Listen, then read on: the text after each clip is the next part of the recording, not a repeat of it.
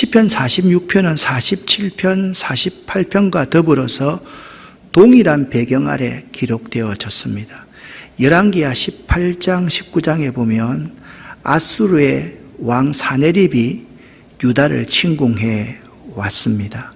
온 나라가 유린을 당하고요, 성전과 왕궁의 보물창고에 있는 모든 은을 다 내주어야만 했던 국가적인 위기 상황을 그 배경으로 하고 있습니다. 이제 오늘 우리에게 주시는 하나님의 말씀 속으로 함께 들어가 보기를 원합니다.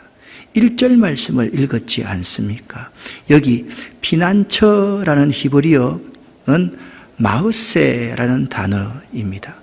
위험과 재난, 근심이나 구전 일들 가운데서 하나님의 보호하심과 돌보심을 나타내는 단어가 피난처라는 단어입니다. 그런데 좀 이상합니다.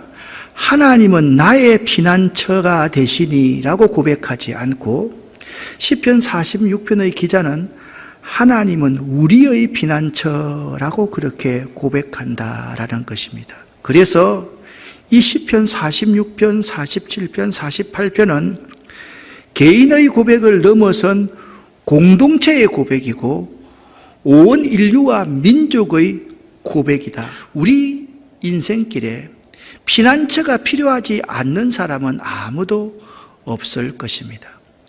이 최적의 피난처는 하나님이십니다.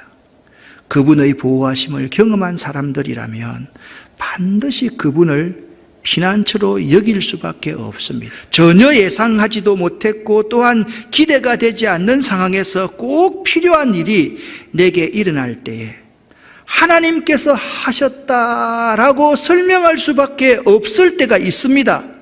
그것은 전부 하나님이 환난 중에 만나는 큰 도움이 되셨기 때문입니다. 오늘 이 시인은 이렇게 고백을 하고 있습니다. 우리는 두려워하지 아니하리로다 라고 고백하고 있습니다. 이 우리가 잘못되면요, 하나님을 배반하게 되고 공동체를 깨트리게 됩니다. 이 우리의 의미를 바로 깨달아 알면 소망과 확신 있는 믿음의 공동체가 됩니다. 한시내라는 히브리어 단어 나하르라는 단어는 연중 끊임없이 흐르는 물줄기를 가리킵니다. 그런데 실제 성소인 예루살렘에는요, 이와 같은 시내가 없었습니다. 그런데 이 하나님의 말씀인 성경은요, 하나님의 도성 이 예루살렘은 언제나 물기로 촉촉한 축복되고 평화롭고 부족함이 없는 곳으로 묘사하고 있습니다. 믿음이 있는 사람은 세상으로부터 어떤 도움을 받지 못한다 할지라도 하나님의 은혜 하나만으로 충족해지는 것을 깨달아 알고 있는 사람입니다. 따라서 그들은요, 하나님의 도움이 마치 가느다란 물줄기와 같이 미약하게 보인다 할지라도 당장 자신들에게 뭔가 엄청난 도움을 안겨줄 것과 같은 이 세상의 힘보다 하나님을 의지함으로 평안과 기쁨을 얻게 되는 것입니다. 하나님이 그 성중에 계심에 성이 흔들리지 아니할 것이다 라고 말씀하고 있습니다. 그 하나님이 그 성중에 계시기 때문에 성이 결코 흔들리지 아니할 것이라는 사실을 확고하게 이 시인은 믿고 있었던 것이나 새벽에 하나님이 도우시리로다. 하나님의 도움이 새벽에 임한다는 것은 이 구약 성경에 자주 나타납니다. 날마다 떠오르는 태양과 동틀 무렵에 하나님이 위대한 일을 많이 하셨거든요. 사랑하는 아름다운 교회 성도 여러분, 새벽에 하나님이 도우시리로다라는 믿음이 여러분에게 있기를 예수 이름으로 간절히 축원합니다. 하나님은 우리와 함께 하시며 우리의 피난처가 되십니다. 만군의 여호와라고 표현하고 있습니다.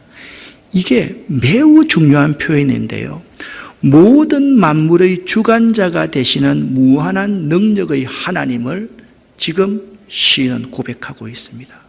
두 번째, 야곱의 하나님이라고 그렇게 고백하고 있습니다. 야곱의 하나님은 하나님께서 아브라함과 이삭에게 약속하신 그 약속을 야곱을 통해서 이루시겠다는 하나님의 언약과 관련된 하나님 아닙니까? 그래서 이 두 지주를 든든히 세워서 하나님을 의지할 때 우리가 모든 대적을 밟고 승리할 수가 있는 것입니다. 인생을 살다 보면 사람의 힘으로 저항할 수 없는 큰 문제가 닥칠 때가 있습니다. 그때 하나님이 하시는 말씀에 귀를 기울일 수 있어야만 합니다. 하나님이 내게 말씀하실 때가 은혜와 축복의 순간인 것입니다. 우리가 어려움을 당할 때 있잖아요. 사람이 참 단순하게 생각합니다. 그 문제에서 빠져나오려고만 생각을 합니다. 어려움을 당할 때요, 문제에서 빠져나오는 것은 그리 중요한 문제가 아닙니다. 문제에서 순간 빠져나오면 또 다른 큰 문제가 발생을 합니다. 하나님께서 말씀하시는 메시지를 그 어려울 때 분명히 들어야만 하는 것입니다. 아무리 힘이 들어도 하나님께서 말씀하시는 것을 붙잡아야만 합니다. 하나님께서 말씀하시는 것을 듣고 그 말씀을 붙잡을 때 우리는 우리 앞에 일어난 어려운 문제들을 뚫고 돌진할 수가 있는 것입니다. 너희는 가만히 있어라 라는 말씀입니다.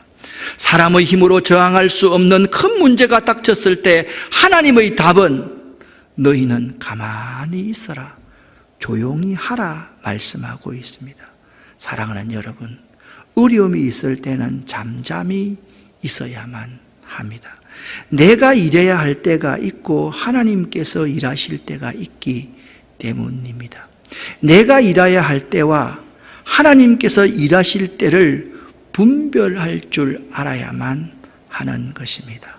가만히 있으라는 것은 하나님께 시선을 두라, 하나님과 눈을 맞추라라는 의미입니다.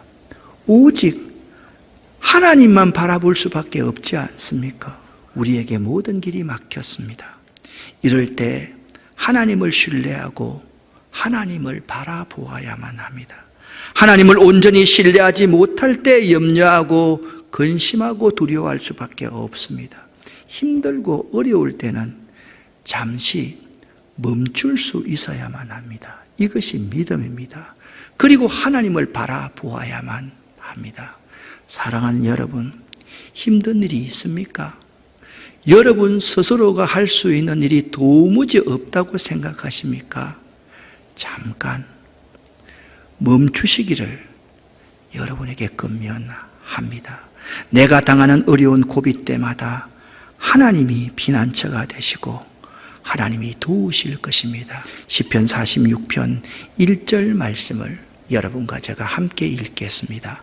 하나님은 우리의 피난처시요 힘이시니 환난 중에 만날 큰 도움이시라. 아멘. 10절 말씀을 함께 읽겠습니다. 이러시기를 너희는 가만히 있어 내가 하나님 됨을 알지어다. 내가 문나라 중에서 높임을 받으리라. 내가 세계 중에서 높임을 받으리라 하시도다. 아멘. 기도하겠습니다.